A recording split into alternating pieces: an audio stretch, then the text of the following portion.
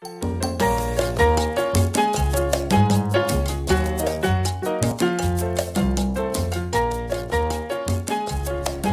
saudara-saudara yang terkasih di dalam Kristus.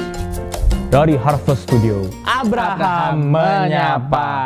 Hukum Taurat or hukum Kristus. Ya. Sebagai Kristen yang belajar firman, kita harus bisa milih tuh tadi yang disebutin, mau hukum Taurat atau hukum Kristus. Nah, disebutin ayatnya di Matius 5 ayat 17. Bahwa kematian Yesus dan kelahirannya itu menggenapi atau menyempurnakan hukum Taurat. Jadi di situ kan disebutkan tuh, barang siapa yang menghapuskan atau menghilangkan satu iota aja atau satu titik aja dari hukum Taurat dan mengajarkannya, itu akan beroleh hukuman. Nah, tapi kan di situ juga dijelaskan hukum Taurat nggak bisa dihilangkan atau nggak bisa dibatalkan kalau yang pertama itu dunia belum berakhir, atau yang kedua belum ada yang mengenapi. Nah, di sini kelahiran Yesus dan kematiannya sudah mengenapi hukum Taurat itu. Dijelaskan juga di Galatia 3 ayat 24 sampai 29. Nanti bisa baca sendiri ya di rumah. Cuman saya bacakan aja di Galatia 3 ayat 24-nya. Jadi hukum Taurat adalah penuntun bagi kita sampai Kristus datang, supaya kita dibenarkan karena iman. Jadi hukum Taurat itu penuntun kepada hukum Kristus. Di ayat 25-nya juga dinyatakan tuh, kita sudah tidak lagi di bawah pengawasan penuntun atau hukum Taurat.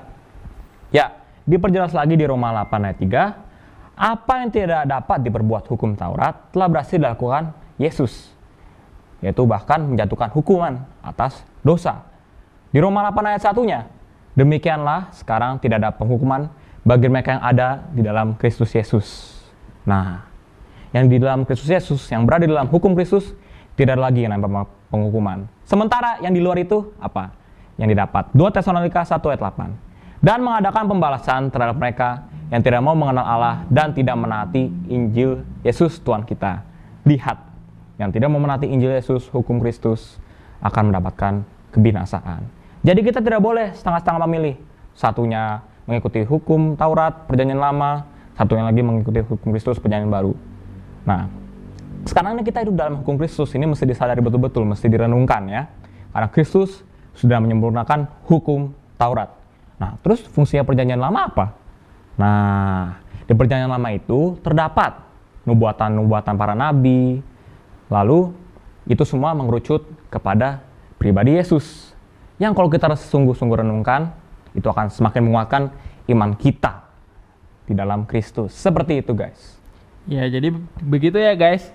Yang paling penting adalah kita harus mengikuti teladan Yesus dan hidup seperti Kristus. Jadi kita hidup di dalam hukum Kristus, ya, bukan lagi di bawah hukum Taurat. Betul. Ya, sekian dari kami, Abraham menyapa kali ini. Semoga saudara tetap setia dan tetap semangat di dalam Kristus. Sampai jumpa di segmen-segmen berikutnya. Roh Kudus menyertai. Shalom.